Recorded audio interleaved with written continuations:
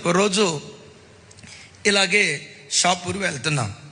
సరిగ్గా అప్పుడు స్కూల్ వదిలేరు. చిన్నపిల్లలు ఆ స్కూల్ బ్యాగ్స్ మోసుకుంటూ తిరిగి వస్తున్నారు. చిన్నకాలం నుంచి కొంతమంది తల్లులు పిల్లలకి ఎదురే వెళ్తున్నారు.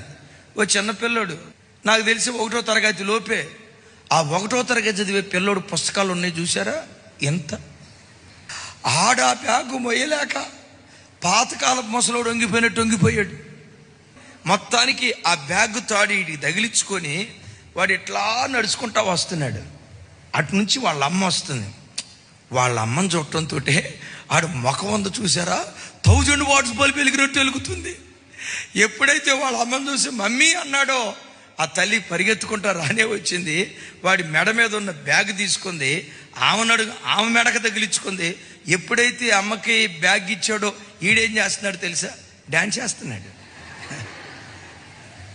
బిడ్డ, ఆ తల్లి కొడుకుని ఎదుర్కోవటానికి ఎలా వచ్చిందో ఈ పునరుద్ధానపు వేళ నీ తండ్రి కంటే శ్రేష్ఠుడు, నీ తల్లి కంటే శ్రేష్ఠుడు. ఏ భారంతో వచ్చావో నీ ఎదుటికొచ్చి ప్రభు నిలవబడ్డాడు. ఏ కలవరంతో, ఏ కన్నీళ్లతో, ఏ దుఃఖంతో, ఏ మనోవేదనతో ఈరోజు దేవుని సన్నిధికి వచ్చావో ఆ తల్లి కొడుకు ఎదురుగా వెళ్ళినట్లుగా పరలోకపు తండ్రి నీ ఎదుటికొచ్చి అంటాడు, బిడ్డ నీ భారం నాకు ఇవ్వు, నీ బరువు నాకు ఇవ్వు, నీ గుండెల్లో ఉన్న బాధ నాకు ఇవ్వు, నీ బరువు నేను మోస్తా, నీ చింత నేను మోస్తా.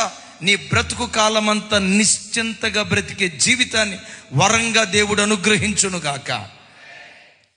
గుండెల్లో ఏ బాధ ఉన్నా, యేసయ్యా నా బాధ నీ పాదాల దగ్గర దించుతున్నానయ్యా, నీ పాద సన్నిధిలో దించుతున్నానయ్యా.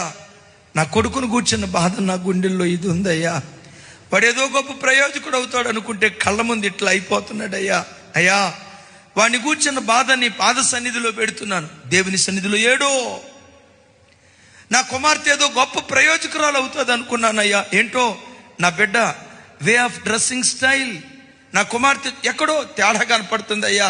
అయ్యా నా కుమార్తెను డాక్టర్ని చేయకపోయినా, ఇంజనీర్ని చేయకపోయినా, ఒక అయ్య చేతిలో పెట్టే వరకు పవిత్రురాలైన కన్యకగా నా కుమార్తెను కాపాడాలయ్యా. అయ్యా అయ్యా నా కుమార్తెను కాపాడాయని ఒకవేళ కూతురును కూర్చున్న భారం నీ గుండెల్లో ఉన్నా, నీ పరమ యజమానిగా పిలువబడుతున్న యేసుక్రీస్తు నీ గుండెల్లో ఉన్న బరువును దించాలంటే వెనువెంటనే దేవుని సన్నిధిలో మోకరించు. వన్స్ ఒక విషయం కొరకు నువ్వు ప్రార్థన చేసావా, ఆ విషయం నిమిత్తం మరి అన్నడూ చింతించకుండా నా కొరకు చింతించే దేవుడు నాకుండగా, నా పక్షాన చింతించే దేవుడు నాకుండగా నేనెందుకు చింతించాలని నీ చింత యావత్తు ఆయన మీద వేయుదువుగాక.